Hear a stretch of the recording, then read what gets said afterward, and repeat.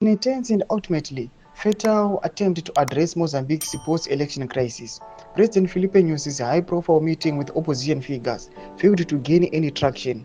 The meeting on Monday, intended to involve all four presidential candidates, stalled as Venancio Mondlane, the main opposition leader, and widely viewed by citizens as the legitimate winner of the disputed elections, was absent. Sanapinda mashoko anobuda panapa aiwa tinoona kuti vakomana naFilipe Nyusi vari panguva yakaoma vachireceiva stiff resistance kune vanhu vekuopposition pane maideas avari kuuya navo ekuti vagarisane vataurirane. Sanapinda mashoko anobuda panapa unobva wasubscribe like on the bell icon. Timu Namzimba anyora vachiti the discussions left the meeting ineffective.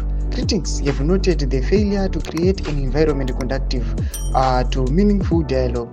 Mondlane's absence following the assassination of his lawyer highlights the heightened risks faced by opposition leaders.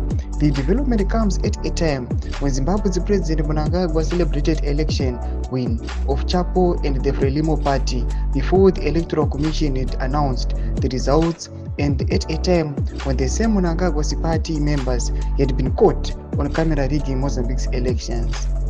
The rigging is an execution of Mnangagwa Zupco SADC majority COPSI formula done for the purpose of changing election results. Tomashoko anobuda itoko panapa vanoona kuti aiwa zviri kuitika kuMozambique pasingorina Venancio Mondlane vari kuona kuti hapana zvavari kuita. Vanhu vese vari kuziva kuti Venancio Mondlane angofanana naNelson Chamisa muZimbabwe kuti kana vachingomuexcluda chete people they are not interested. Paari ndo pane macitizens. Tudze mafungiro enyu muri kudii pamusoro pechitiko ichi tiona vana Daniel Chapo naFilipe Nyusi vachifailure kustabilize their country. Don't subscribe or like or turn on the bell icon.